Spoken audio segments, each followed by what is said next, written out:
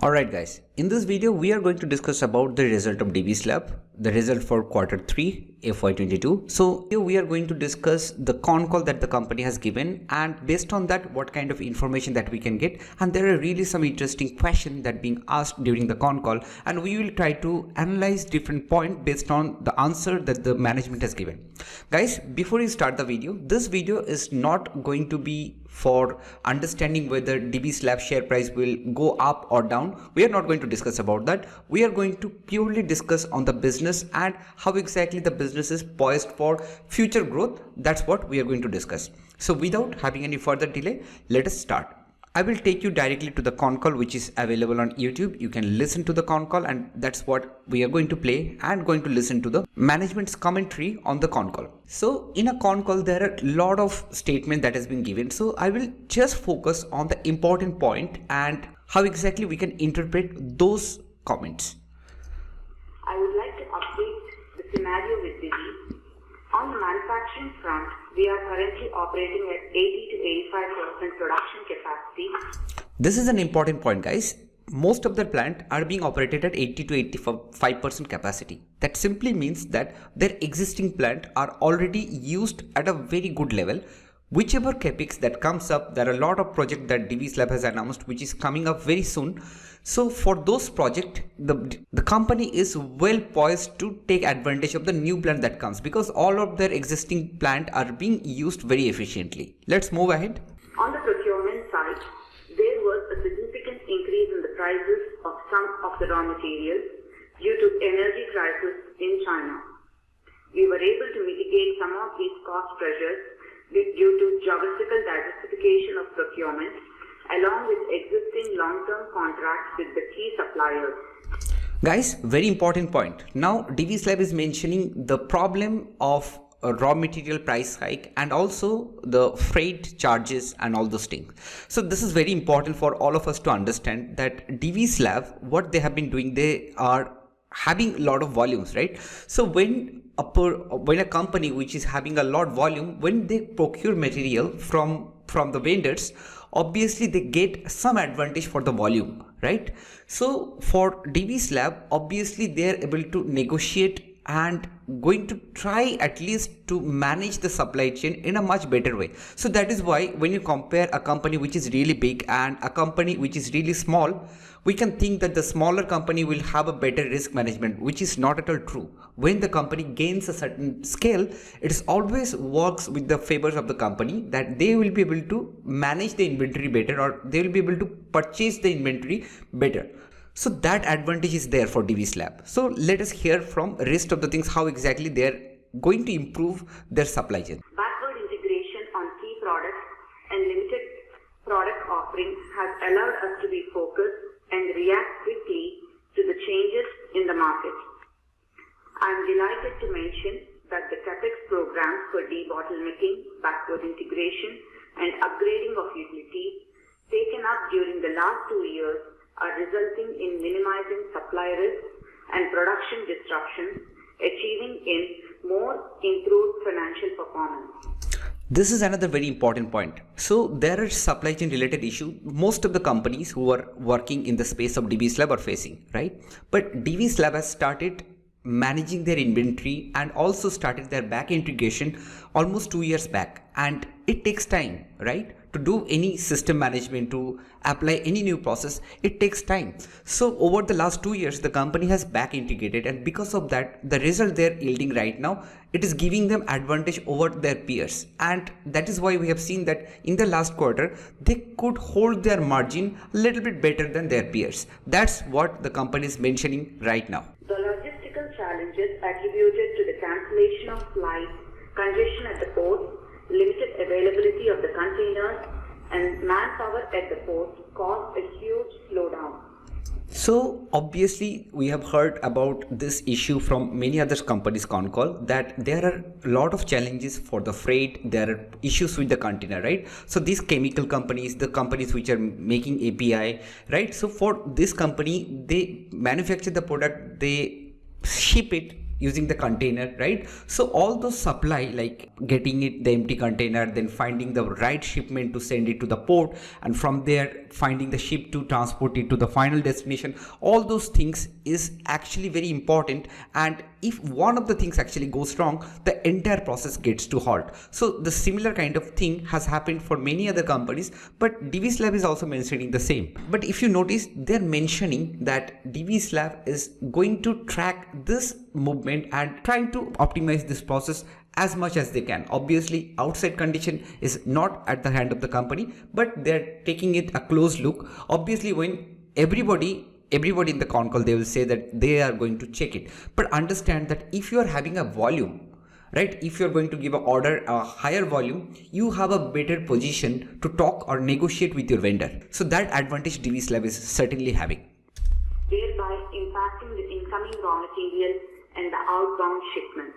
Our operational teams continue to be diligent and closely monitor the ever-changing situation so that we can swiftly act and ensure an intact supply chain. Coming to operations, I am happy to state that we have achieved a consolidated total income of rupees 2,510 crores during the third quarter, reflecting a growth of 46% year-on-year. Profit before tax for the quarter amounted to rupees 1,034 crores, a growth of 61% year-on-year, and the profit after tax to rupees 902 crores, reflecting a growth of 92% year-on-year. So these are the major highlight on the quarter-on-quarter basis when they compared Q3 result of FY22 with Q3 of previous year, which is financial year 2001. You see there is a revenue jump of almost 46% and the profit growth is almost 92%. So this is a really high jump, and you will see that a lot of question would be asked on this, like why it has gone up this much and whether this is sustainable or not. So a lot of interesting questions are there. So please be patient and listen to the Concall very carefully. For the 9-month period ended December 31st, 2021, the company has earned a consolidated total income of rupees 6,503 crores, higher by 25% year-on-year, with an EBITDA of 44%. Profit before tax of rupees 2,608 crores, reflecting a growth of 31% year-on-year, and a profit after tax of rupees 2,066 crores, higher by 39% year-on-year. During the 9-month period, exports accounted to 90% of the sales revenue. Export accounted for 90% of the revenue. Guys, many of us are really fascinated by investing in foreign companies, right? Here, Divis Lab is a company which is getting 90% of the revenue coming from abroad. So if you do not call this like, domestic operated foreign company, I really do not know how do you find the company which is like completely foreign. So anyway, let's move forward. While exports for the quarter constituted 92%. During the current quarter, Europe and US contributed 79% of our revenue, while for the 9-month period, the contribution from these regions was 77%. Product mix for generics and custom synthesis for the period is 43% and 57% of revenue respectively for the 9-month period. During the current quarter. So another thing here, always Divis Lab gives this breakup, like how much revenue has come from the generic API and another one is CFM business. So this time the revenue share, previously it was almost close 50-50. Now there is a little bit of change that we get to see that it is getting lower, the generic API, not very lower. It's comparatively lower, but we have to see it on the 9-month basis. So what management actually said that it is always good to see the numbers in a yearly basis because there could be quarter-on-quarter lumpiness. So let us move ahead. CS business was about 60%. We have capitalized assets of rupees 196 crores during the quarter and rupees 762 crores for the 9 months. For this, the new SEZ accounted to about rupees 368 crores. We have a capital work in progress of about rupees 450 crores as of 31st December, of which a major part is capex at VCSCZ. Thank you. Thank you, madam. With this, we would request the moderator to open the lines for Q&A. Now, the most important part of this con call, there will be a lot of interesting questions asked by investors. So we will hear the questions and answers and then try to analyze what are the important points the company is trying to highlight. The first question is from the line of Tushar Manudhani from Motilal Oswal Financial Services. Yeah, thanks for the opportunity.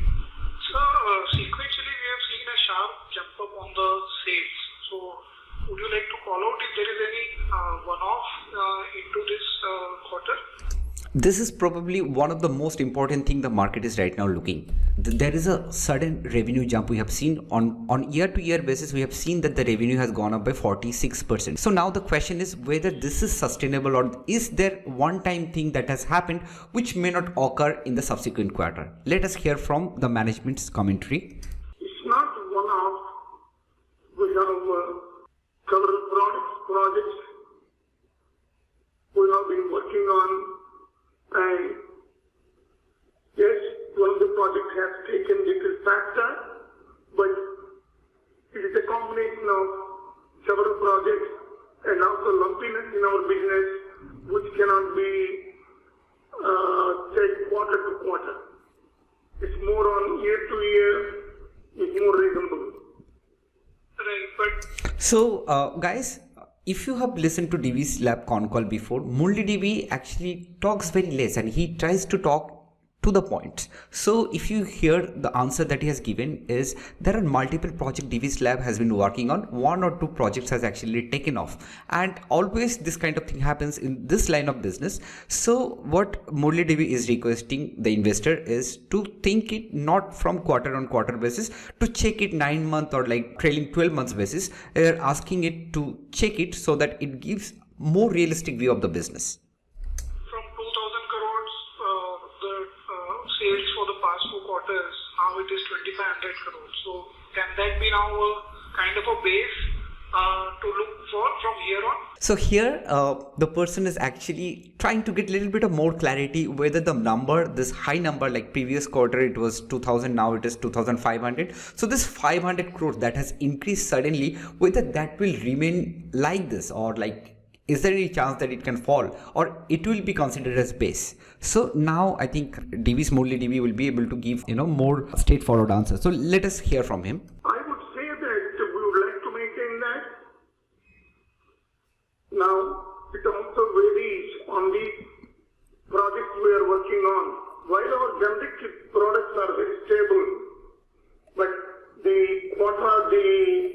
custom synthesis projects we are working on, it more depends on the customer's product movement than we producing and offering. So in short, the management is saying that they have two segments. So first is their generic API business. So that is more like steady type of business, but on the other side they have custom synthesis business. In the custom synthesis business, it actually depends on their company, their client they serve, right? So based on the order they give, and there could be change in the requirement of the client, right? So in that basis, there are some chances that in CSM business it may go through some level of volatility. When MultiDB responded, he clearly said that yeah, that can be considered as base, but it could be changing depending on the demand, especially on the CSM side. And just secondly, we have been working on COVID products like Molnupiravir, but any further development even on, let's say, the Pfizer drug, which is Paxlovid? So this is another very important question that the market is trying to understand. See what happened in last con call when the same question was asked. Molnupiravir, how exactly Divis Lab is poised to develop that, but last con call management has not revealed much. They said that they are bound by contract, so they will not be able to share a lot of information. But in the meantime, what has happened is there are COVID drug by Pfizer and also COVID drug by Merck, right? And for the Merck, Divis Lab is the supplier of API. So because the Pfizer drugs has got a better efficiency, so there was a concern that the demand for Merck developed COVID drug will be lesser. So because of that, you have seen there had been a negative sentiment coming up on Divis Lab, and the share price has actually corrected a lot. Right now, the question is focused that what do you think of this COVID drug and what is the opportunity do you see? So now this is one of the most important response of this entire con call. So let us hear from Divis. I think we should not be discussing products. We should not be discussing names of the companies. At least I should not. You have the freedom. We, the directors, we are bound by confidentiality agreement. We cannot discuss on the specifics of the products. But yes, we are involved in anti-COVID drugs. We are the largest manufacturers of active ingredient. We have the largest capacity out of the 1700 reactors. If the occupancy is 80-85%, that means you still have about 300 reactors that can accommodate any requirement of any of the APIs. So here the company is admitting that they are involved in manufacturing related to COVID drugs, and there is no need to just consider that molnupiravir is the only thing that the company is involved, or there will be only one key product. There are 300 reactors, and Divis is having the highest capacity to cater many segment of COVID drug. So the company is really well placed. If it is not Merck developed molnupiravir medicine, but still there could be a lot of other pockets to increase their revenue. So, if somebody needs volume, we are the place. Now, coming back to your specific question of anti-COVID drugs, it's not just these two drugs only. If you are seeing, they are now saying that the combination drug is much better than the single drugs. Number one, there is a new variant coming, Neoco, which again needs a different modification of the drug. So several big pharmas are now coming up with a variant in chemistry, more or less concentrating the nucleotides. I think we are following very closely to see what kind of new technologies, new synthetic chemistries are required to quickly develop and manufacture and supply. When I say quickly develop, supply, manufacture, there's a reason. Because you don't know what was in demand 3 months ago, 6 months ago. There may be no use 6 months from now. As we have seen with the earlier favipiravir, and prior to that, our hydrochloroquine and a few others. So, the variants demand newer COVID drugs and a newer probably mechanism of action. But chemistry is same. If you are good in technology, good in newer chemistry, we can make them. I think that is a very elaborate answer, and if you see, different point has been discussed here, that it's just not only one or two types of drug. There are chances that different types of drug can be formulated, and many companies can actually come in this front and try to be in the space. And because of that, what may happen is there are need for new and new chemistry. What drug used to be effective just 6 months back, that may not be in demand currently. So there are chances that lot of new development may come in near future, and if you are good at chemistry and if you are quick, there are high chance that you can take advantage of the current development. That's what Divis is all about. They are very good about chemistry and they are very quick grabbing lot of new opportunities. That's what we have seen. Sure, sir, that helps. And just lastly, on the raw material side, while the backward integration has helped us, in terms of maintaining or improving the gross margins per se, do you see this to be sustaining even for the upcoming or near to medium term? I think this is a question just not for Divis Lab. It is the typical question that every company is in the same space who are operating. So they are able to hold the margin better than their peers. Now the question is whether Divis will be able to hold the same condition because they have done backward integration. Let us hear from the management. Yes, the raw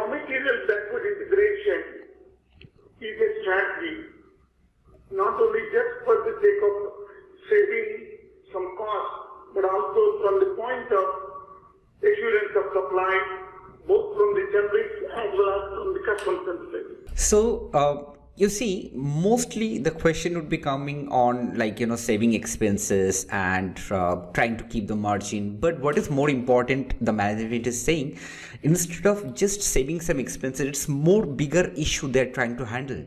If there is any supply chain issue, Divis has tried to address that to some extent through their backward integration. And if that happens, it's just not only on the cost front, you are ensuring that you can manufacture your API, especially the generic API, and also you can continuously deliver the CSM project right in time. That's even more important rather than saving the cost, right? So on that front, Divis has actually worked on that, and we can see the result right now. Yes, thanks a lot. Thank you. Ladies and gentlemen, in order to ensure that the management is able to address questions from all participants on the conference, please limit your questions to 2 per participant. Should you have a follow-up question, we would request you to rejoin the question queue.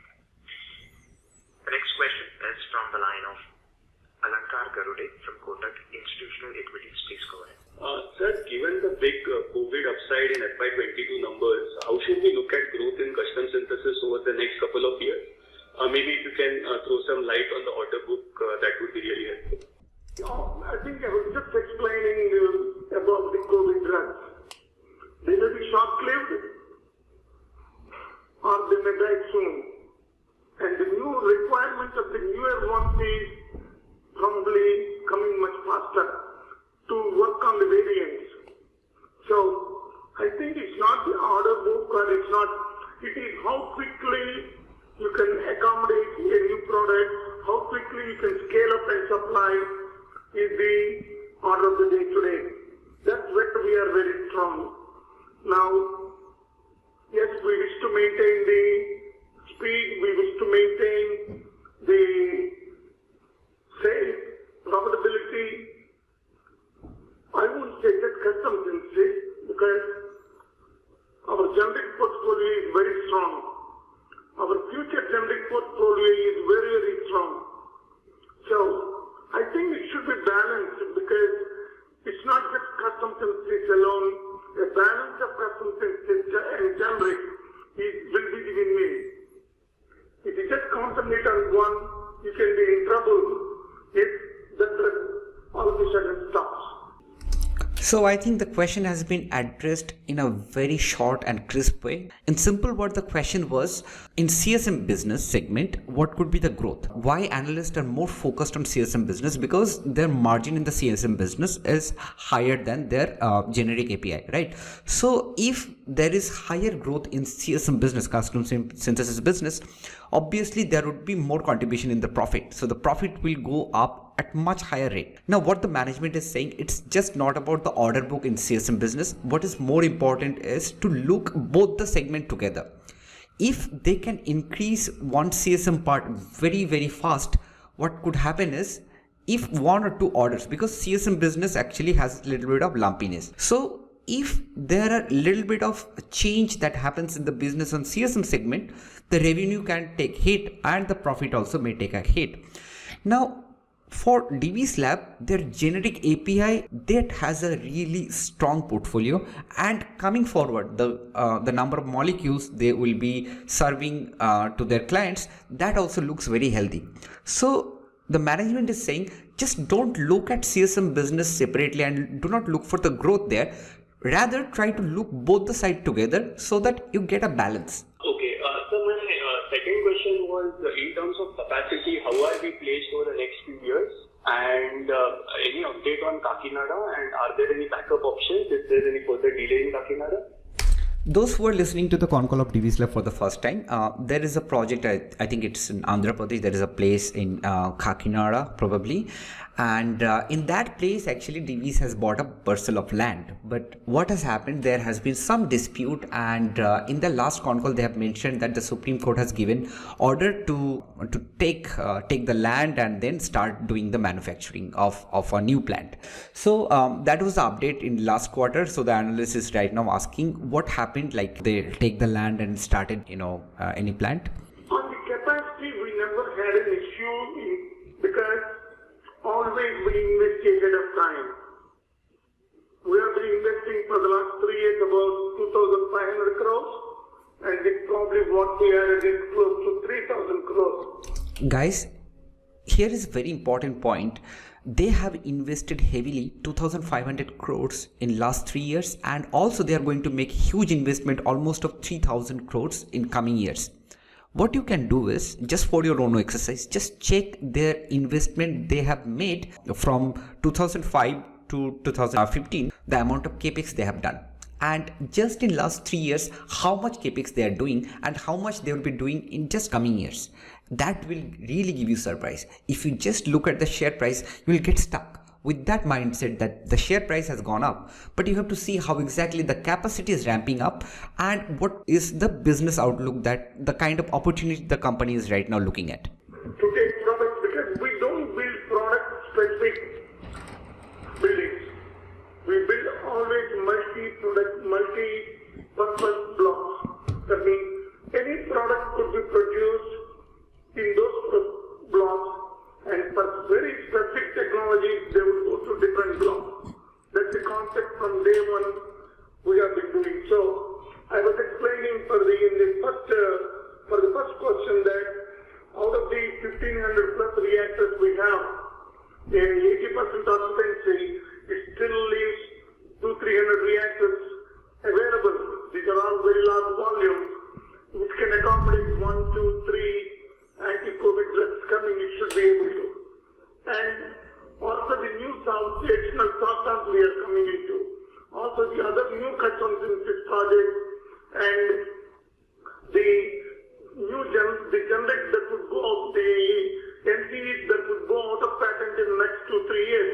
I said $20 billion goes out of patent in between 23 and 25. We are geared up to get the business. And on Kakinada, any? Guys, there is something important. If you are listening to Concall of Divis Lab for the first time, I'll just explain this thing. So what they're saying is, when they start a plant, what they do, they bring a multi-product plant, multi-purpose plant they call it. So what does it mean? In that plant, they can manufacture multiple molecules, right? And whenever there is a demand of, like say in a plant, they can make 5 molecules or like 10 molecules, right? Among all these 10 molecules, there would be need for 1 or 2 molecules more in quantity, right? So for those molecules, what they do, they make a dedicated plant. So in the dedicated plant, only that particular molecule will be developed. So this is how just not Divis Lab, many other companies which is working in the API space also work. First, they set up the multi-purpose plant, which they call it MPP. So once the MPP plant is being done, then 1 or 2 molecules, when that get scaled up for that particular product, there would be a separated dedicated plant. So the same thing Divis Lab is following. So this is kind of a standard practice. I think Dr. Divis has forgot to mention about the Kakinada project. That was the main part. So we will hear from Murali Devi. Okay. Kakinada, it has moved quite a bit in terms that the API finally agreed, and they will be handing over the 500 acres of land to us in this shortly. Fair enough, sir. Thank you and all the best. So let us go to the next question. The next question is from the line of Shan Srinivasan from Goldman Sachs. Please go ahead. Thank you and good afternoon, everyone. Sir, when you give your disclosure in the annual report, you give your largest product. It was 20% approximately last year. This year, certainly, you will call it out. Let's assume it's molnupiravir. So what is the kind of number that you think are we doing specifically on molnupiravir? This is again a specific question on that drug. So analysts are very much focused on this because this is a kind of a new development, and because of the speed and the expertise in the chemistry, Divis has actually got it. So every year Divis actually mentioned about their any specific molecule and how much they have actually the contribution of the sale actually came from that, like 1 or 2. So when the next annual report would be written, what would be the percentage? Like, do you have anything in mind? So basically, by asking this question, the analyst is actually trying to understand how much sale has been contributed by molnupiravir. I did mention in the that we cannot talk about a product or a big pharma. It's highly confidential, and I'm sorry I cannot disclose. The reason even this name came out, Divi and the product, is because the big pharma did the voluntary licensing scheme. That's how the name came out. Again, this question has been asked in the last quarter, and the management response was the same, that typically the companies which makes API, they are bound by some contract. They cannot reveal how much, whom they are supplying to or what type of molecule it is. They cannot disclose anything, right? So here the same, they have not disclosed anything, and this information was also like they are making molnupiravir. This information was not disclosed by Divis. It was disclosed by Merck. They said that Divis is the primary supplier of the API. That is how the news got flashed. Divis did not disclose this information at all. So let me ask this question differently. Your partner Merck has said we have done 10 million treatment courses in the calendar year 2021, and this is going to 20 million courses plus next year. Should we assume that we are tied to the hips in terms of how that movement calendar year 2022 or fiscal 23 for us relative to the last 9 months at least? So here the analyst is actually tweaking the question. They're saying that last time it was whatever the number was, going forward it's going to be double. So do you think there is any capacity restraint that you have if some bigger demand comes in? So let's see what management says. What I would say is, again, we are ready to produce whatever they need, irrespective of whether it is company A, company B, company C, company D. Their requirements will be met. As I said that, it's a very dynamic situation. It can be 50, it can be 100, it can be 0. It can take 3 months, 6 months, 1 year. It's very dynamic because nobody could predict this pandemic, how quickly it will come, how it will disappear, how you should dress up and how you should dress down. So it's a very, very difficult situation. But what I am saying is that we are ready to take all the opportunities. We can meet the capacity requirements and we will produce and supply. I think that's what analysts wanted to know. If there is more demand, whether you will be able to cater that demand. Means, do you have the capacity to increase your production and do more supply to your client? I think Murli Divis has clarified that question very well, that they don't have any restraint in terms of capacity. If the demand is more, they will be able to go hand in hand with the demand. Got it, sir. Thank you. And my last question, I'll quickly ask it, is on the generic API. If I were to use the 43-57 ratio for the 9 months and back out the generic API, and I'm also reducing nutraceuticals here, generic API piece is still declining 10% YOY, at least what math I could do. Correct me if I'm wrong, but do you see that the pain in the generic API is probably over in terms of inventory drawdowns? Do you think fourth quarter or next fiscal you will likely see growth back again? So another important question here. Divis previously, if you see previous year, their earning, and if you see their all the business segment, they have generic API, they have custom synthesis, and a very small portion of the nutraceutical. Now among that, like the CSM, the custom synthesis, and the generic API, it was almost in the similar value, like 50-50. Now in this quarter, in the last 9 months, if we just check the earning, you will see the ratio of generic API has come down and the CSM business has actually gone up. So the question is whether you will see any issues in ramping up your generic facility, generic API facility moving forward, or whether there will be any inventory problem also. Let's hear from the management. I would not say that generics have declined. We did not lose a single customer. We did not lose volumes. The generic business and the custom synthesis, I have been saying from the beginning, 40-60, 60-40. Now, it may become 57, it may become 57 on the generic side or on the custom synthesis side. It's not our intention to drive towards that.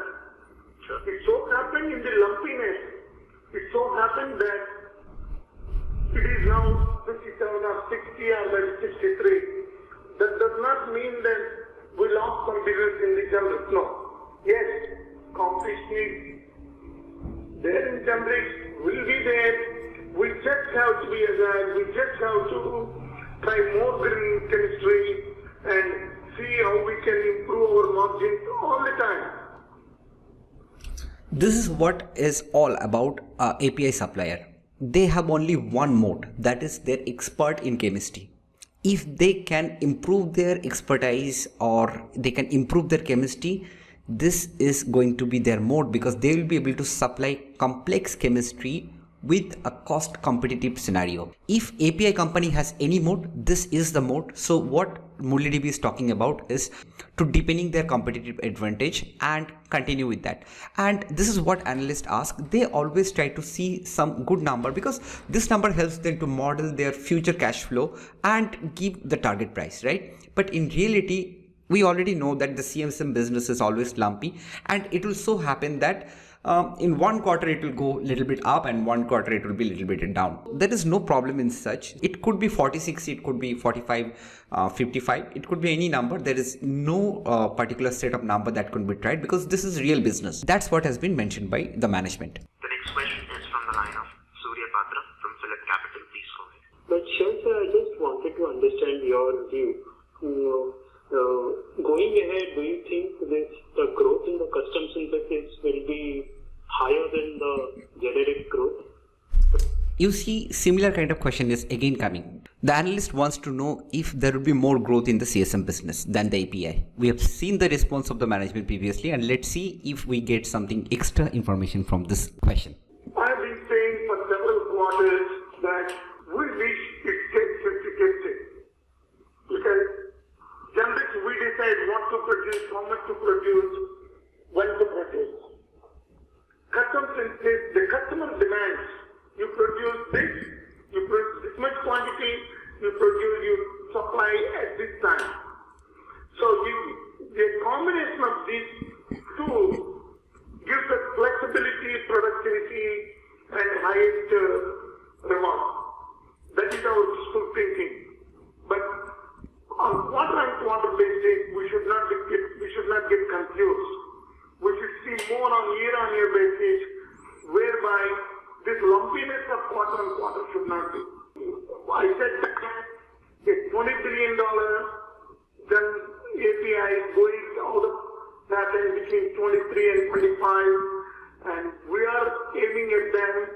That's when you will see the generics again growing faster. We are launching the additional sartan, we are launching the additional the contrast media, which I already explained in the last quarter. Yes. They are all our growth engines. So, and also the new generic growth engines. I think this question has been there. We get to hear this kind of question many times. So what the company is right now saying, the CSM business is totally dependent on the customer's demand, right? But for API space, there are continuous demand that comes. Now for this, right now there could be CSM business going up a little faster, but the company is now exploring the opportunity that may lie in the future. Like in 2024, 2025, there are a lot of great molecules are going to go off patent. So when they will go off patent, obviously there will be a lot of companies in the pharma, they will try to manufacture that product, and for that they need the generic API, right? So there are a lot of opportunities that Divis are looking, and when that time comes, there would be high chance of the growth in the business of the generic API. Now for doing that growth at that particular time, 2024, 2025, they need to develop the facility, right? That's what Divis has been doing. They have done a lot of capex, and a lot of more capex are yet to come. So they're preparing themselves to stay on the course so that they can grab the opportunity. So what is the kind of growth momentum that you are looking at your custom synthesis opportunity as well as the generic opportunity, and what capex that you are anticipating over next 3-year period? So the question, again, the same question has been asked a little differently, like just not on the CSM business. How do you see both the segments are growing? So let's hear from the management. It's a quite complicated question, but I would like to bring clarity. investment, there's no return for investing because the reserves, the funds are available in the bank. We don't need to bother. Sure. 1,300 crores in the bank in the fixed deposits. We never invest for the sake of investments.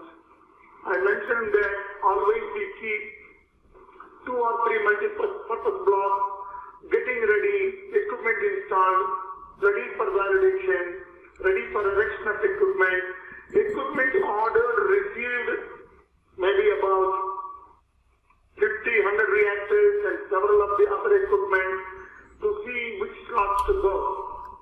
So that when we give the go, either for a generic product or for custom synthesis project, we need not look for the land, we need not look for buildings, we need not look for what we need to look for only chemistry and technology. So Divis Lab, they're saying that they are having quite good amount of cash in the bank. So if they need to deploy the money to set up new plant, they can do it. But Divis Lab, they don't do it that way. They try to go very sequentially, very methodologically, which molecule they're going to develop and what is their market size in that space. They do a lot of due diligence and after that they come into the game. And with that respect, Divis has already started making all those investment periodically, so you can understand that they're having a good plan in their mind how exactly they're going to grow their business. That's the only problem in this segment is they cannot disclose the amount of opportunity, the type of molecule they're looking for. Let's hear more. We will quickly work on that. The reason I mentioned is that we still have 200 plus acres at Unit 1. We still have 150 acres land at Unit 2. So we could quickly, if required, more blocks we can install in those facilities. One, the Kakinada or the Kesapatnam, they are cleared where when we stop, yes, there will be huge investment, at least 500-600 crores at each place. Whereas at the current, I think in the next 1-2 years, we can see an investment of about 1,000 crores at the current places, current facilities, both Unit 1, Unit 2, and the new projects will start, and probably it will be much higher. But again, it's all from internal accruals. So what the management is saying, they are having a lot of land already being acquired and a lot of projects they have already been planted. There are a lot of space here there also to develop new plants. So what happens when the land is being acquired, it is much easy to set up the plant and then take the approval or all those things, right? So finally these are all chemical companies, right? So when they manufacture anything related to chemical, there are a lot of approval which is required for that particular area. Environmental clearance, all those things are required. But if it is a brownfield project, already the approval has been made, so things would be a lot easier. For Divis Lab, those facilities are already in place. So when they see the opportunity, they're completely ready to dive in. That's what the management is trying to hint.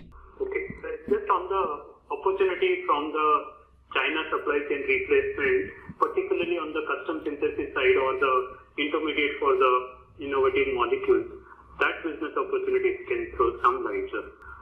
You must be reading quite a bit about reactions from United States recently in the last 1 week from the FDA, both on vaccines as well as APIs, putting a red list on some of the companies which really making the big pharma as well as other companies to worry about how they can source from China. Yes, it's an opportunity. And since several companies have been sourcing from China, they are looking at an alternate source, either Europe or in US or in India. Definitely, it's got 10x in Europe, US, and also it takes a minimum of 5 years to bring a new plant.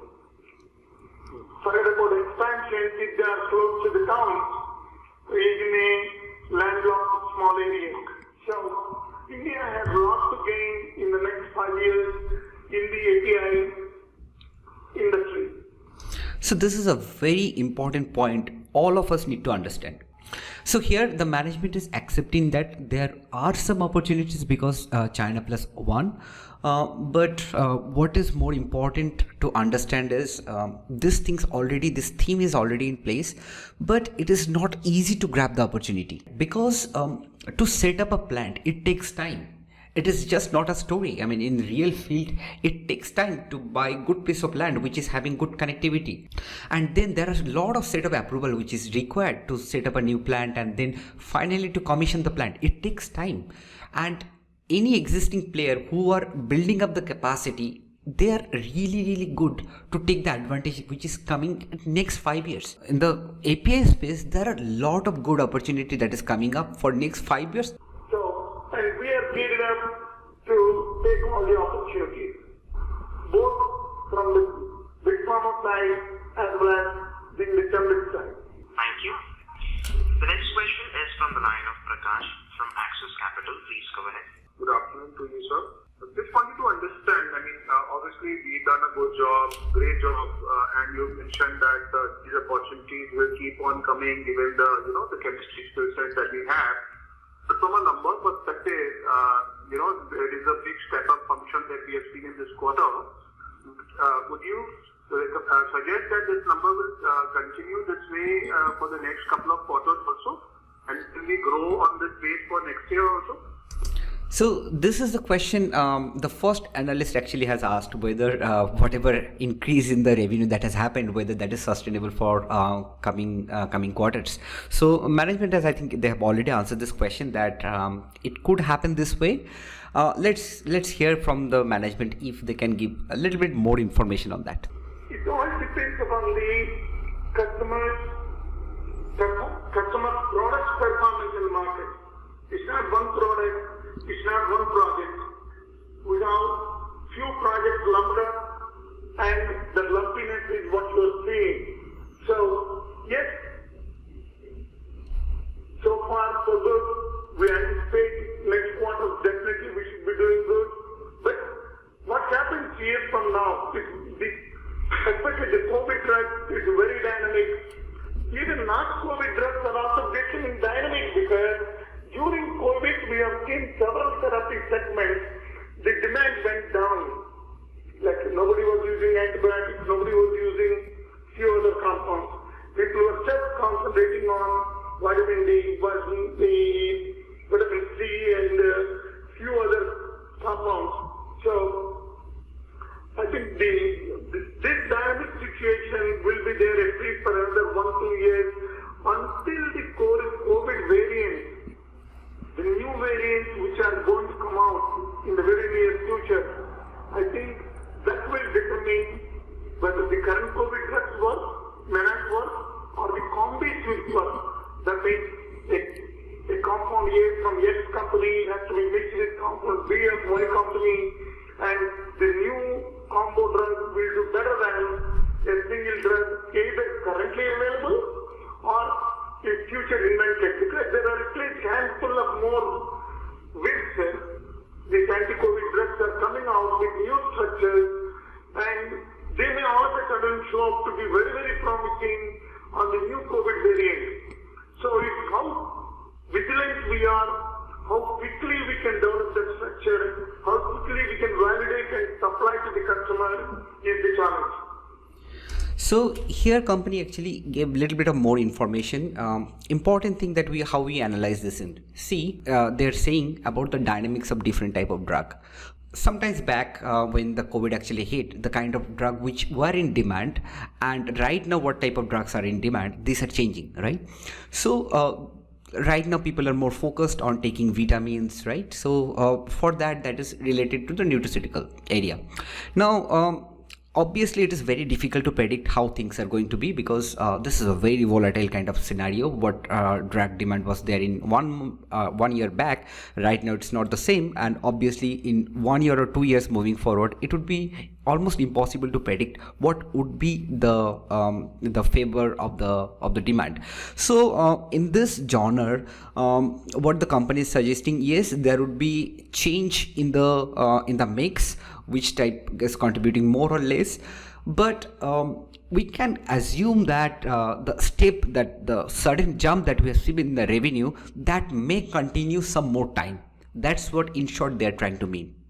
I totally understand, sir. I was just trying to understand, given, we have order book kind of system, so we would have some visibility for the next 3-6 months. That's what I was trying to get some color. So here the analyst is like accepting that it's not possible that to give the color how exactly the revenue will go up, but depending on the order book, like the order they have already secured, the PO that they have already received, how exactly the revenue growth they see. So let's move ahead. But I hear you. My second question was on the input cost, and many companies have talked about this freight cost, etc. Since we have large exports. The generics business in exports would require all these, and obviously custom synthesis also. Would you like to call that out, that the cost in general has gone up significantly? Or, because of custom synthesis, it might be looking smaller, but business as usual, is there a substantial jump in input prices as well as freight costs, and as the trend started to come down? So this is on the CSM side. Whether the expenses has gone up, and how is the raw material price looking forward, because that will determine the margin that actually comes from custom synthesis business. So necessarily the analyst is trying to understand what would be the margin, like whether there would be a drop in the margin in the CSM business. Let us hear from the management. We have not done anything 6 months ago, 1 year ago, 2 years ago. We would have been in a mess. Because we anticipated this from China, we started working on backward integration, making our own starting materials, investing on them 2 years ago. That's why our impact on our conduct is much less compared to for several other companies. So here the company is addressing the question from a different angle. So here the company is saying, the management is saying that they have foreseen that 2 years back, they have foreseen that there could be some issue in the supply side from China, and based on that they have started ramping up their facility, or they started negotiating with their vendors about their raw material, and also they have started the backward integration. So you can understand this is the difference between a good company and an average company. Good company, good management, they have the vision to see what may turn out in the future, and depending on that they can prepare. The future outcome could not be as they expect, but still they should be able to capitalize the effort or the action they have done it prior. So I think even if there would not have been any issue from the supply chain from China, still Divis Lab could have done a lot better than the peers, because when a company goes for the backward integration, of course they can get raw material at a much cheaper price, and they obviously will be able to make the supply chain much stronger when they procure their raw material. Many of the investors, they are looking for a smaller company who can grow really fast, but understand that some bigger companies, if they're driven by better management, they can actually have the operating leverage playing up from different segments. What I'm saying is that the impact on us is much less, because we were prepared, backward integrated, and purchased raw materials. The Nilmas team have planned and anticipated. Probably we have purchased some of them 6 months, 9 months, 1 year stock. So here some more additional information company's management is giving. So they have foreseen there could be some issue in the inventory. So they have started procuring the inventory lot before than the market has anticipated that there could be a problem. So because of that, their inventory cost actually went up. So if you just go back a couple of more quarters back, you will see that there are a lot of questions on the inventory that being developed. So now you get to see why the inventory has been made, because that time Divis has bought the inventory at much cheaper price. The same thing, if they buy it right now, obviously the cost would be higher. Very important, we need to understand that the good management, how exactly they think, how exactly they take action, and how that fructify in the long term. Will this continue? Can people, other generic companies, will they be able to bear? I doubt about that, but we are prepared. Thank you and all the best. So now there is a question like say the raw material price remains higher and higher.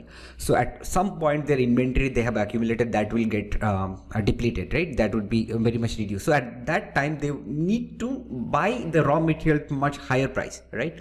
So in that front, like if Divis has to do it, then other companies also has to do the same thing, right? So it would be an overall impact, but this kind of high raw material price, it cannot be sustained for really long time. There will be a certain time where it will again come back to the mean, and that time only those players will be able to do good job, those who have already built up the facility, and Divis has already done that. The question and the answer is perfectly matching, but the answer has been given from a different angle. The next question is from the line of Chirag Dagli from DSP Mutual Fund. Please go ahead.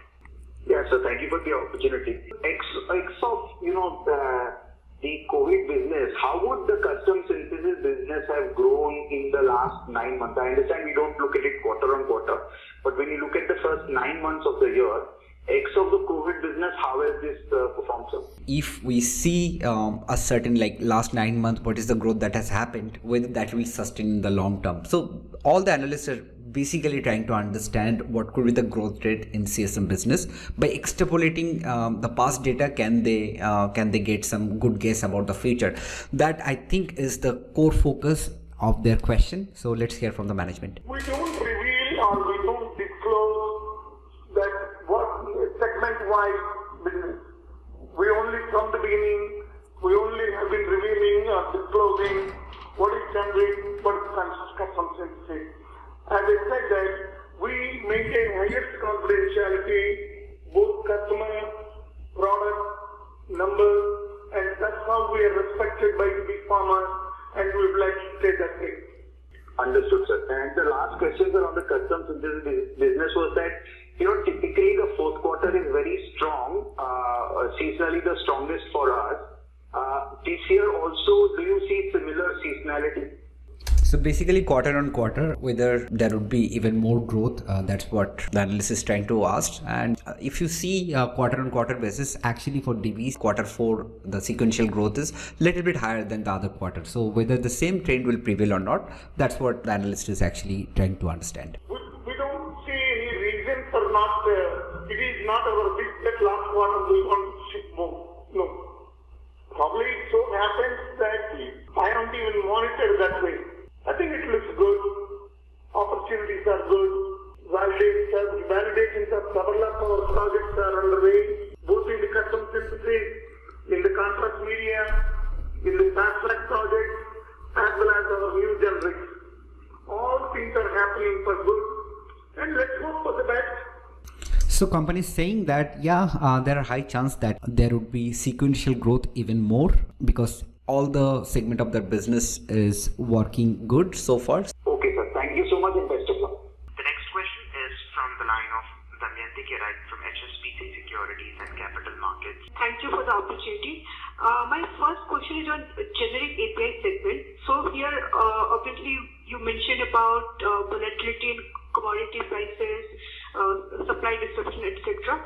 So in some of your contracts with customers, do you have headroom to pass on some cost? Obviously, there would be hike in expenses in terms of the raw material, whether the Divis is able to pass on the raw material cost hike to the customer. Simple question. Let us see what management says. Yes, in most of the contracts, the long benefit contracts, not order book, quarter on quarter, year on year, we usually have contracts for about 5 years, and these contracts we will have some built-in system whereby neither our customer will have an issue nor we will have an issue when the prices go either too high or too low.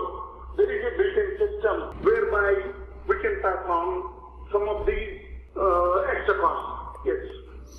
So Divis actually operates like in medium-term contracts like 5 years. So obviously there will be a certain clause for some of the project, if not all the project, where if there is a significant increase or drop in the raw material, they should be able to pass some percentage to the customer. So yes, the answer is. Sir, so it's applicable for some contracts, but you mentioned like 5-year or longer contracts. But do you have similar levi in shorter term contracts? Say like something is 1 or 2 year, and then you can pass on cost there too. So the analyst is now like pressing a little bit more. So that is for the 5 years. So what happens if it is 1 or 2, like, short term? What happens? Let's see. What I meant is that most of our contracts are multi-year, and they all are covered under that. But some of our newer generations, some of our development products, they all are recent in the last 6 months, 1 year, 2 years. These will take time before we enter into the longer contracts. This is what I meant. So I think the answer is self-explanatory. So I will just quickly move to the next question. Can you call out your capex plan budgeted for next 2 years? So I think this question was asked for next 3 years. What is the capex? I think Dr. Murali Devi has missed. So again, this question has been asked. And so let's hear from the management. It may be anywhere from 1,000 crores to 2,000 crores in the next 2-3 years. How much is maintenance capex for you per year?